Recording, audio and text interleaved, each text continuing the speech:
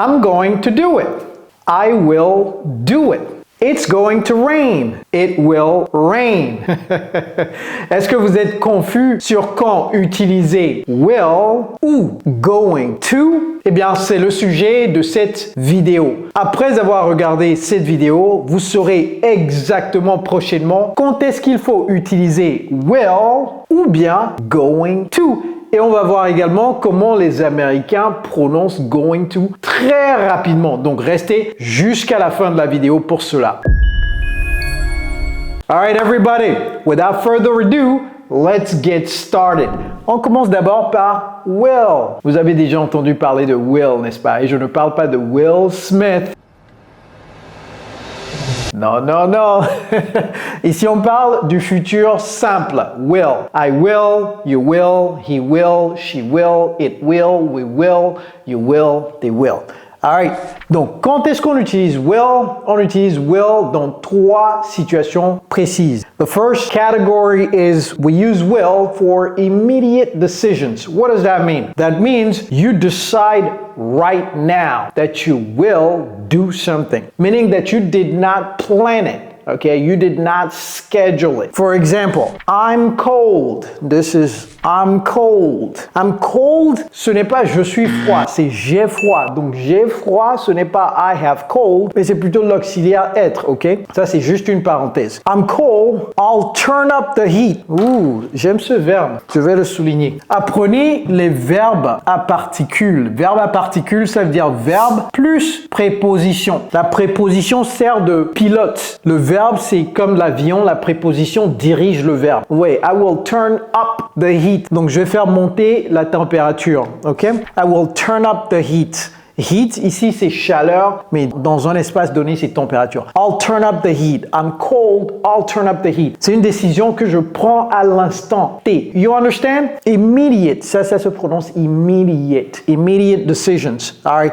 Example number 2. We've run out of sugar. I'll go buy some. Okay? We've run out of sugar. I'll go buy some. Donc, je constate qu'on n'a plus de sucre. Je vais aller en acheter. Je vais aller en acheter. I'll go buy some. En acheter. I'll go buy some sugar. Ok? On n'a plus besoin de sugar parce que ça fait tautologie. Ok? Également, ici, vous voyez le verbe à particules, the phrasal verb, we've run out. Et ça, c'est le participe passé du verbe to run. C'est la même chose que le verbe lui-même. Run, ran, passé simple, c'est R-A-N et le participe passé, ça devient encore le verbe. Je vous ai déjà demandé d'aller me chercher celui qui a fait les verbes irréguliers parce que je veux savoir pourquoi la personne a décidé que certains verbes ne vont pas prendre de ED à la fin et certains verbes sont exactement le même verbe.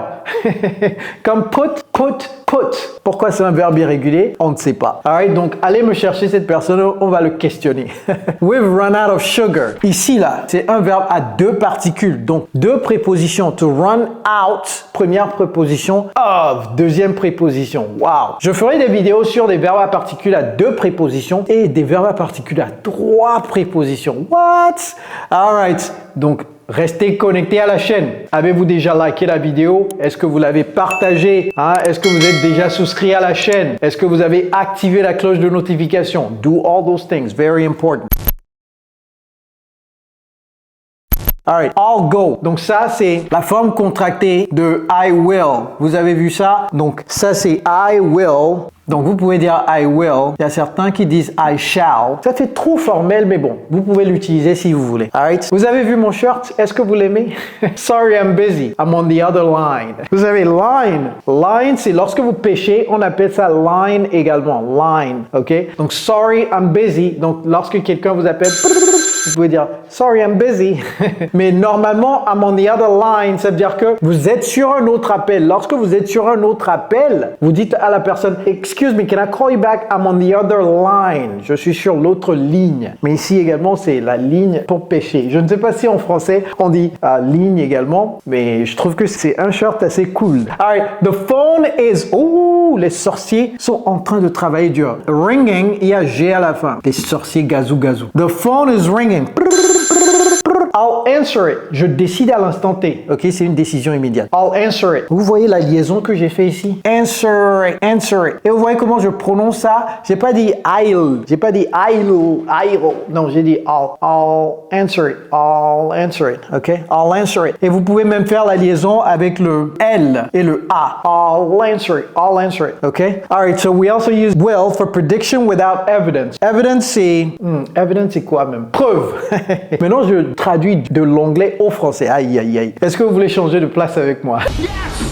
Je sais qu'il y a certains d'entre vous, vous dites, hey, coach, moi, mon niveau, vraiment, c'est catastrophique. Lorsque je vous vois parler, vraiment, je veux devenir comme vous.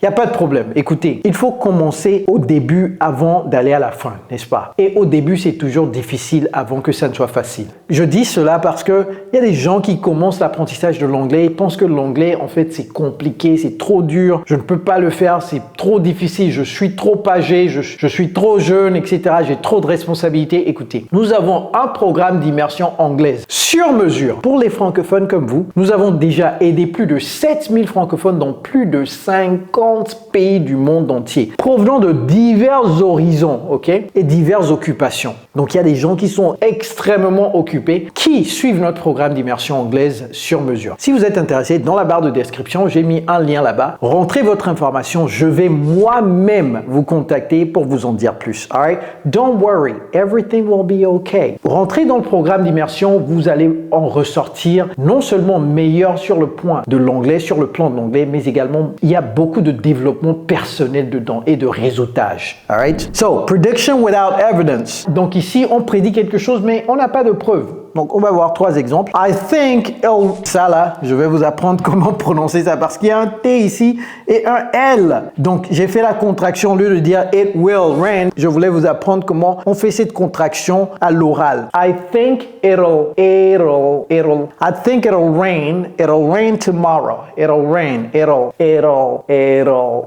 OK? I think it'll rain tomorrow. Donc, il n'y a pas de preuve. I think it'll rain tomorrow. Quelqu'un peut vous dire, why do you think so? Il n'y a pas de preuve. The client will probably refuse the offer. Il y a une offre qu'on a fait au client. He will probably refuse it. Sur la preuve de quoi? Sur la base de quoi vous dites cela? On ne sait pas. Donc, c'est une prédiction sans preuve. Prediction without. Sans, c'est without. Without. La langue entre les dents, ok? They won't arrive on time. They won't arrive on time. Vous dites ça, vous ne savez pas, peut-être que c'est des Africains. Nous, les Africains, là. Vraiment, on n'est jamais à l'heure. Je ne sais pas pourquoi. Peut-être que je suis le seul Africain à être à l'heure. Je suis le seul Africain à être à l'heure. A few moments later. Moi et quelqu'un d'autre, je connais 2 personnes, vous leur dites de venir à 15h35, 15h34, ils sont là. Mais il y a des gens, vous leur dites 15h30, ils viennent à 17h et ils ne s'excusent même pas. Ils viennent comme ça, comme si vous leur avez dit de venir à 17h ou à 18h, ils viennent. Non, mais non, I don't like that. Moi, quand je dis à quelqu'un qu'on fait un call à 15h20, à 15h19, je suis là. Vous comprenez? Et je ne dis pas une fois en passant, hein, toutes les fois. Et nous, les Africains, on a cette réputation-là qu'on n'est pas à l'heure. Pourquoi? Qui a commencé ça même? Who started this? Il ne faut pas perpétuer ça, il ne faut pas continuer. Hein? Changer. Alright? Je ne dis pas que seulement les Africains qui sont en Afrique, hein, même qui sont dans la diaspora là. Il y a eu une fête. D'ailleurs, vous allez au club à New York. Vous allez au club à New York. Le club est censé commencer à 23h. Les gens commencent à venir à 3h du matin, 3h30 du matin. Moi, j'ai déjà sommé et je suis parti déjà. I don't understand. Why? Anyways, donc, they won't arrive on time.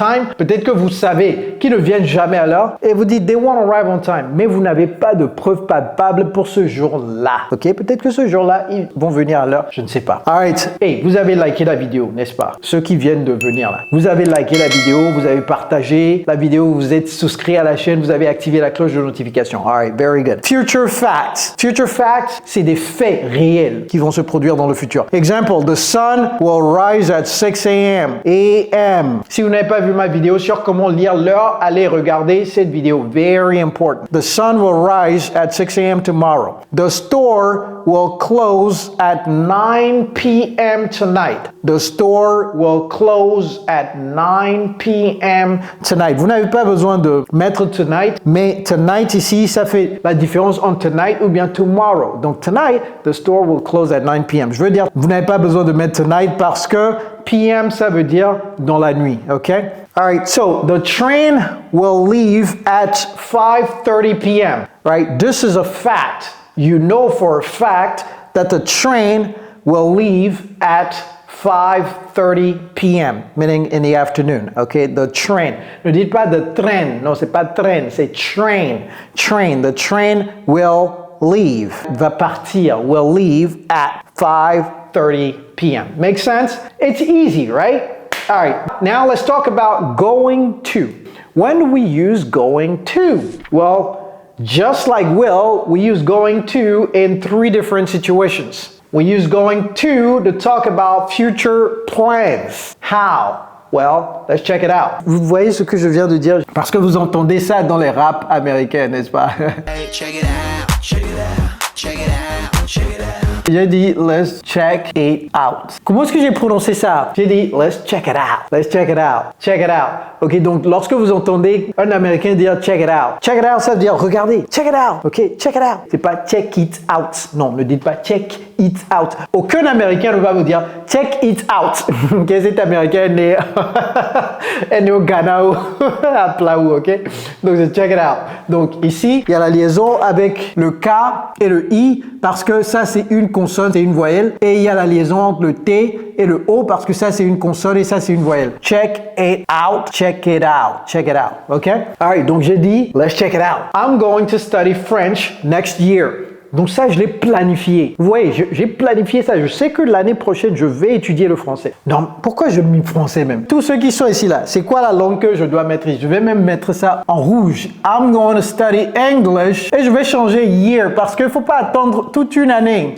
Vous la next week. Hein, commencez immédiatement. Commencez immédiatement, pas l'année prochaine. I'm going to study English next week. Ouais, c'est un plan. Vous avez planifié ça. Commencez la semaine prochaine, je vais apprendre l'anglais. Je ne blague pas. Ceux qui reportent l'apprentissage de l'anglais là, c'est que vous ne comprenez pas le coût de l'inaction. Quelqu'un a dit que si vous pensez que le coût de l'action est cher, attendez de recevoir l'addition du coût de l'inaction. Ça veut dire quoi? L'inaction, littéralement, vous fait perdre d'énormes opportunités. Et toutes les opportunités que vous avez perdues jusque-là, littéralement, si on fait la somme totale financière de toutes ces opportunités, ça va dans les centaines de milliers d'euros, voire même des millions d'euros. C'est ce que vous avez perdu. Littéralement, si vous étiez une entreprise, vous allez déclarer faillite. Vous avez perdu des millions d'euros. Et vous êtes là comme si vous n'êtes pas pressé. Vous dites, oh, j'attends la nouvelle année. J'attends décembre. J'attends janvier. Oh, je vais voir ça en février. En mars, je vais faire ça. Lorsque je reviendrai des vacances, vous êtes littéralement spectateur de votre futur. Sans l'anglais, sans cette clé-là, vous regardez le futur passer devant vous. Vous ne pouvez rien faire. C'est-à-dire que c'est comme si vous êtes dans une matrice et vous ne pouvez pas bouger. Vous voyez les autres bouger, vous dites je veux bouger, je ne peux pas bouger. Sans l'anglais, vous ne pouvez pas bouger. Vous ne pouvez pas avancer dans votre futur. Donc non. Ça, si on pouvait me permettre de dire I'm going to start something yesterday, j'allais mettre yesterday ici parce qu'il fallait commencer hier. Okay? Si je pouvais utiliser le futur avec le passé, j'allais mettre yesterday ou bien last month ou bien last year ici. Ceux qui tergiversent là, allez dans la barre de description, cliquez, mettez vos informations, je vous donne plus d'informations sur notre programme d'immersion. C'est-à-dire qu'il y a des gens qui disent bon, ok, assez. They're going to il y a des gens qui disent l'anglais c'est important et urgent pour moi. Et je leur dis ok, let's go. Et ils disent oh, coach, je vais attendre encore un peu. What? Et je dis quoi?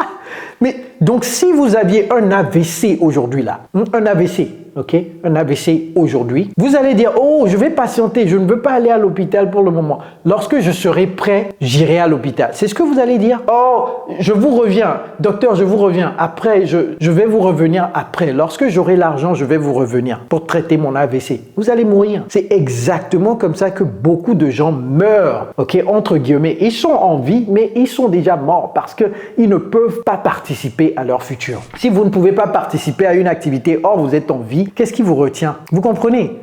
Vous êtes à une décision près de faire cela. Donc décidez. Qui m'a même fait commencer ça?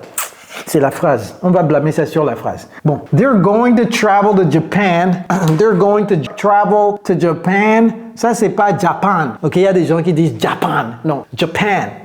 Japan. And April. C'est pas April. Non, April. They're going to travel to Japan in April. Ils ont déjà planifié ça. Okay? We are going to renovate our house this summer. To renovate, c'est embellir. Non, embellir, c'est pas renovate. Renovate, c'est-à-dire rendre plus joli. Vous voyez, renovate, rendre quelque chose qui est vieux ou vieille plus joli. To renovate. OK?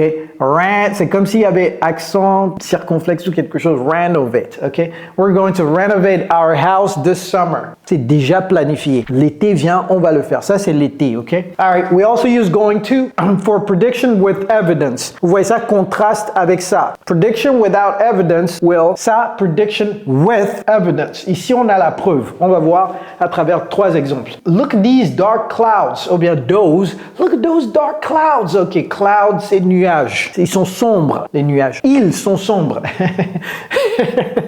Un nuage. Ils sont sombres. Ne dites pas, écoute, vous faites des erreurs en français. Il y aura des... Et puis après. Hein? Est-ce qu'on est là pour le français? Moi, je vous parle français comme faveur. Hein? Sinon, je pouvais faire tout le cours en anglais. Look at those dark clouds. It's going to rain. Vous voyez, la preuve, c'est quoi? C'est les nuages sont sombres. Chaque fois que les nuages sont sombres, vous savez qu'il va pleuvoir. Ou dans 90% du temps. Donc ici, il y a une preuve palpable. C'est valide. It's going to rain.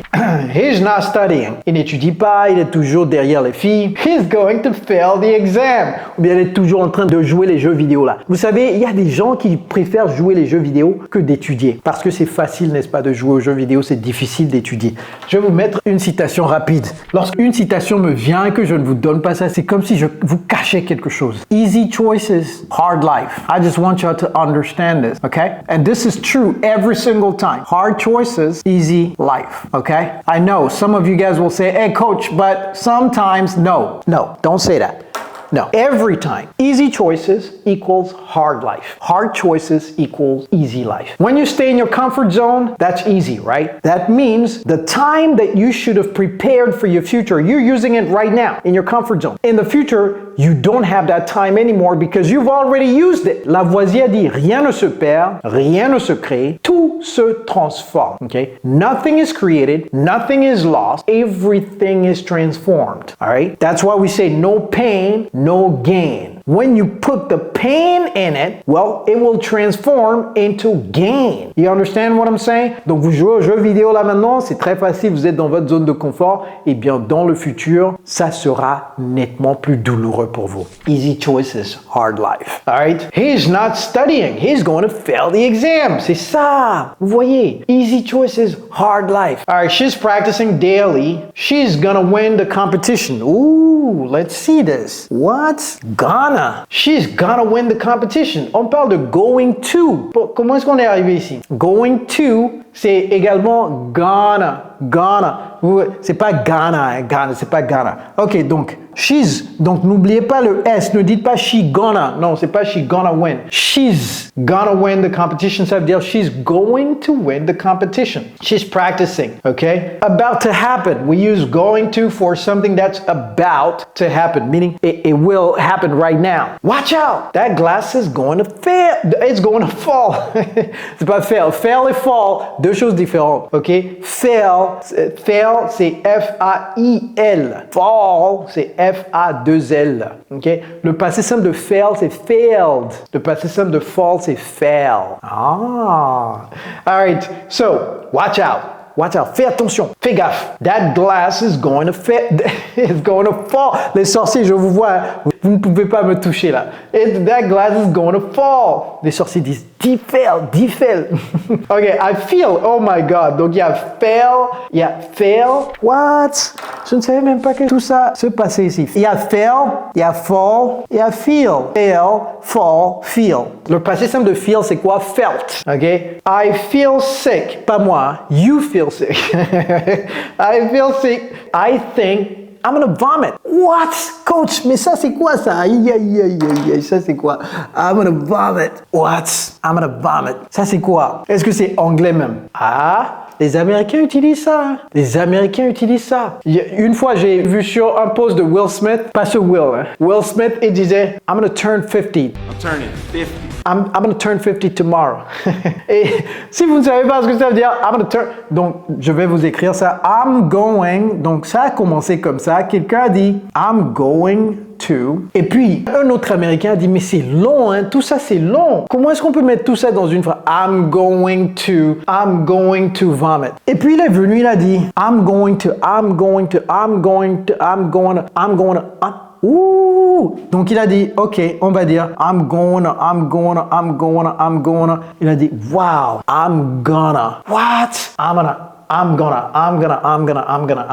Donc ici, il a écrasé tout ça, il a changé ça en A. Ouais, I'm going. Parce que le T peut être un N des fois, ok? Donc, I'm going. Donc, il a mis I'm gonna parce qu'on ne peut pas dire I'm going. Ça fait bizarre. I'm gonna. Donc, ils ont utilisé ça pendant des années. Quelqu'un d'autre est venu un jour. Il dit c'est toujours lent. Il faut qu'on avance plus rapidement. Si je veux faire une phrase en 2 secondes, comment est-ce que je peux faire ça avec I'm gonna? Ça fait déjà 3 secondes. Donc, il est venu, il a dit I'm gonna. Ouh! Il a dit ok, j'ai trouvé quelque chose. Donc, il a dit ce G-là s'en va. I'm gonna. On n'a pas besoin du G. I'm gonna. Écoutez très bien. I'm gonna. Donc, I'm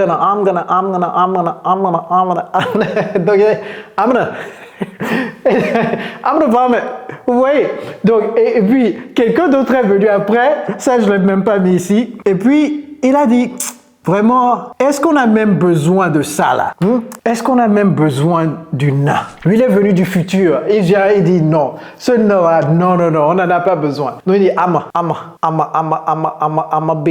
be.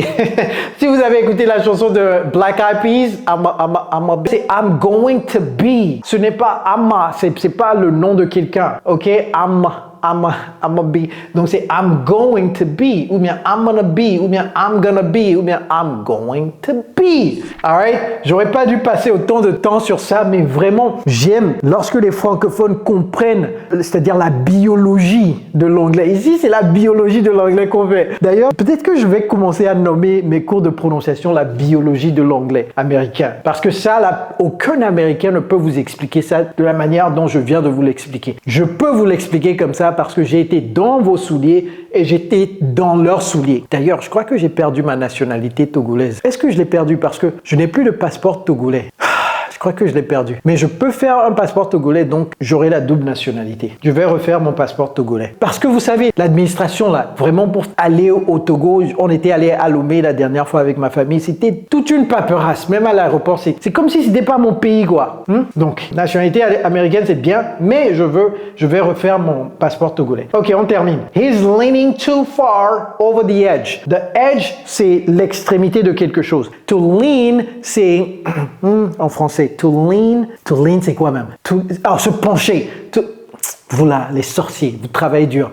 To lean, c'est se pencher. Il se penche, vous voyez, il y a l'extrémité ici, il se penche trop loin de l'extrémité. He's gonna fall.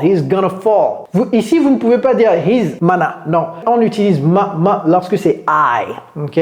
Donc, he's gonna fall ou bien I'm gonna fall. Si c'était I, c'est I'm leaning, I'm gonna fall. Ok, mais he, ce n'est pas gonna, ce n'est pas ma. Ok, he's gonna. Vous pouvez utiliser gonna ici. He's gonna fall. Pas gonna, hein. Gonna, c'est gonna. Mais lorsque vous savez prononcer gonna, vous pouvez prononcer gonna parce que c'est presque la même chose. On dirait des homophones. Je ferai un cours sur les homophones et j'écris partout sur le tableau parce que j'ai pas de place. Homophones.